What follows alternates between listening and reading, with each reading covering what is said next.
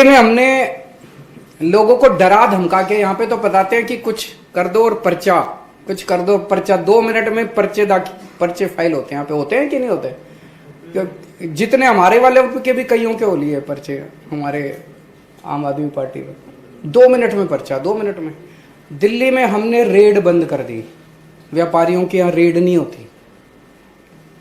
एक बार 2 साल पहले की बात है, दिवाली का टाइम था, तो मनीष सिसोदिया हमारे फाइनेंस मिनिस्टर हैं, उनके पास कुछ व्यापारी आए, बोले जी आपके इंस्पेक्टरों ने बड़ा तंग कर रखा है, नॉर्मल टाइम में तो रेड नहीं करते, आजकल ये दिवाली के टाइम में, बिकॉज दिवाली में बड़ा माल भी होता है, भरी होती है वो, तो हर व्यापारी को परेशान कर रखा, एक एक दुकान पे जा जाके पैसे मांग रहे हैं। मनीष सिसोदिया ने अगले दिन फुल पेज ऐड निकाल दिया। एक तो ऑर्डर निकाल दिया, भाई कोई इंस्पेक्टर नहीं जाएगा, दफ्तर के बाहर नहीं जाएगा अगले ऑर्डर तक। तो उन्होंने सोचा 1 महीने तक इनको दफ्तर में बिठाते हैं, लेकिन इंस्पेक्टर पूछ के थोड़ी जाते हैं। इंस्पेक्टर छुट्टी ले लेगा और पहुंच जाएगा मार्केट में पैसे लेने, पता थोड़ी चलेगा। तो उन्होंने एक व्हाट्सएप नंबर दे दिया कि अगर किसी व्यापारी के पास कोई इंस्पेक्टर आए तो उसकी फोटो खींच के इस व्हाट्सएप पे भेज देना। सारे इंस्पेक्टर घर बैठ गए। क्यों? नीयत साफ थी, अच्छी नीयत थी।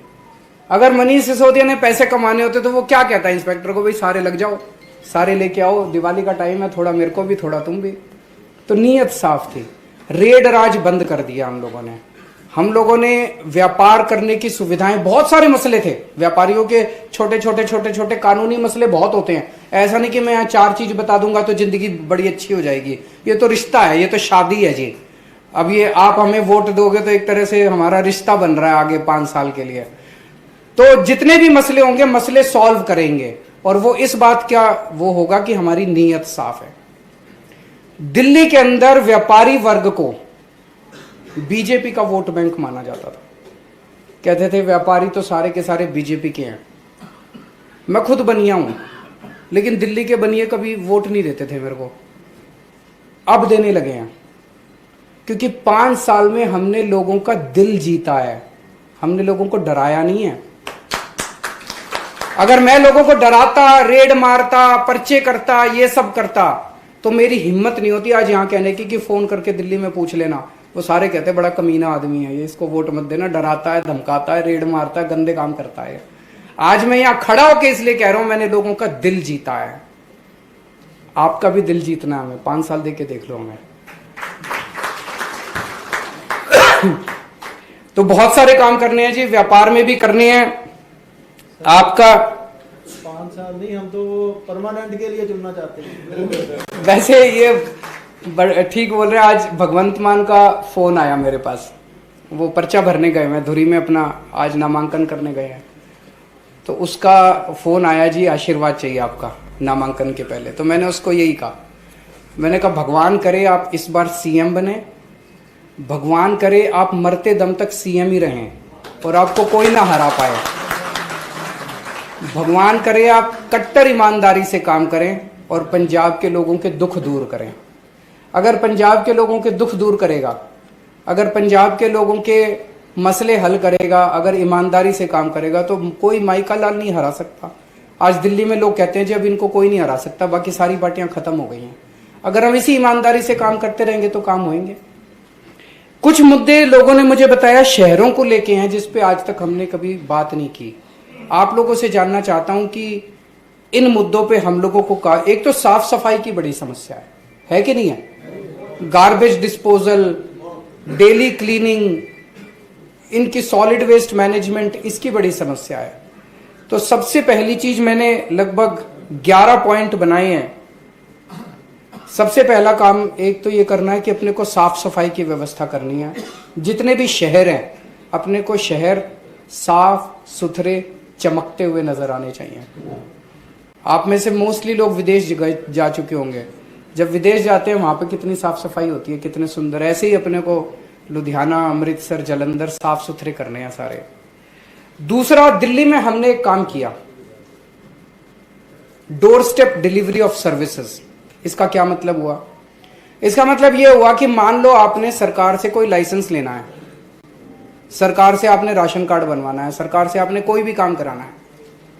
आप सरकारी दफ्तर जाते हो, फॉर्म भरते हो, लाइन में लगते हो, दफ्तर से छुट्टी लेते हो, फिर जब आपका नंबर आता तो वो उसमें 2 ऑब्जेक्शन लगा देता है, फिर आप वापस जाते हो, फिर दोबारा आते हो ऑब्जेक्शन दूर करके, फिर लाइन में लगते हो, फिर वो 2 ऑब्जेक्शन, और बेसिकली उसने पैसे चाहिए उसको, तो आप दलाल को पकड़ते हो, कहते हो यार ये पैसे ले और इसको काम करा।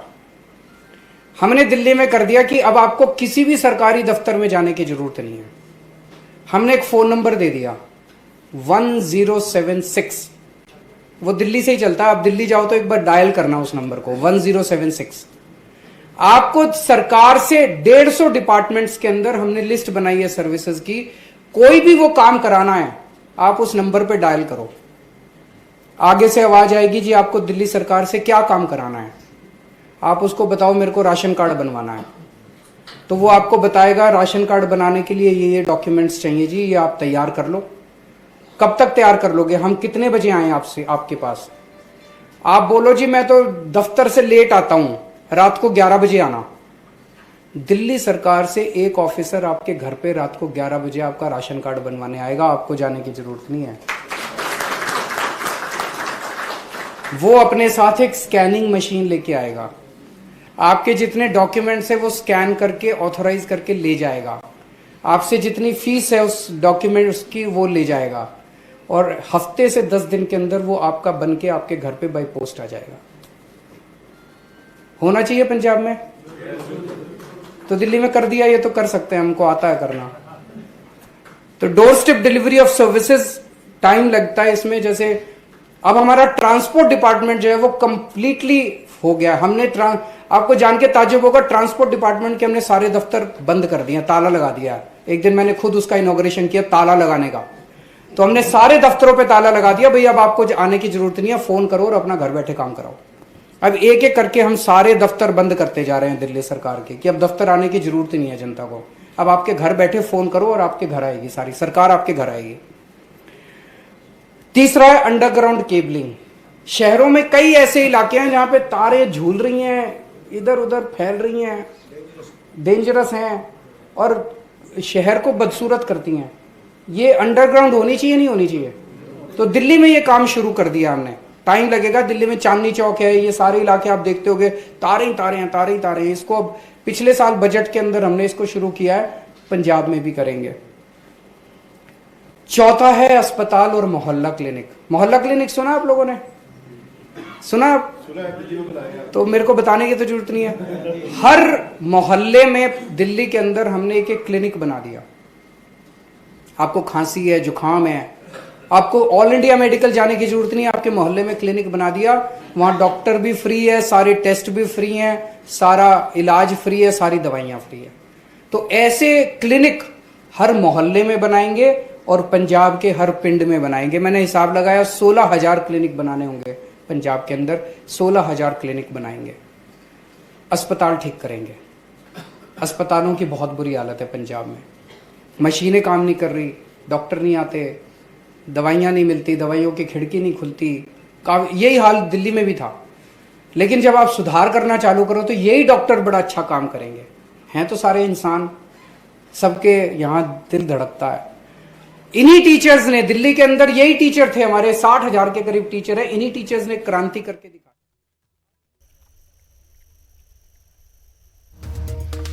अरविंद केजरीवाल ਦੇ ਵੱਲੋਂ ਜਲੰਧਰ 'ਚ ਵਪਾਰੀਆਂ ਦੇ ਨਾਲ ਸੰਵਾਦ ਕੀਤਾ ਜਾ ਰਿਹਾ ਹੈ। ਕਹਿ ਰਹੇ ਨੇ ਕਿ ਸਾਡੇ ਕੋਲ ਪਲਾਨ ਹੈ, ਨੀਅਤ ਹੈ, ਦਿੱਲੀ 'ਚ ਅਸੀਂ ਵਪਾਰੀਆਂ ਤੇ ਰੇਡ ਵੀ ਬੰਦ ਕੀਤੀ ਹੈ। ਇਸ ਨੂੰ ਲੈ ਕੇ ਅਰਵਿੰਦ ਕੇਜਰੀਵਾਲ ਸੰਬੋਧਨ ਕਰ ਰਹੇ ਸੀ। ਕਹਿ ਰਹੇ ਨੇ ਕਿ ਜੇ ਅਸੀਂ ਕੰਮ ਨਾ ਕੀਤਾ ਤਾਂ ਅਗਲੀ ਵਾਰ ਵੋਟ नहीं मंगांगे। तक एक मौका देने की गल अरविंद केजरीवाल बार बार करते हैं। कह रहे हैं कि दिल्ली वालों को फोन करके पूछो कि कितना काम होया है, जो कह दें कि काम नहीं होया तो वोट ना देना।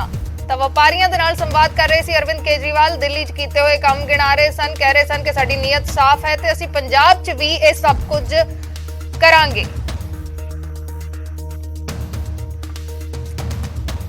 फिलहाल एक छोटे जे ब्रेक दे लई रुकते हैं।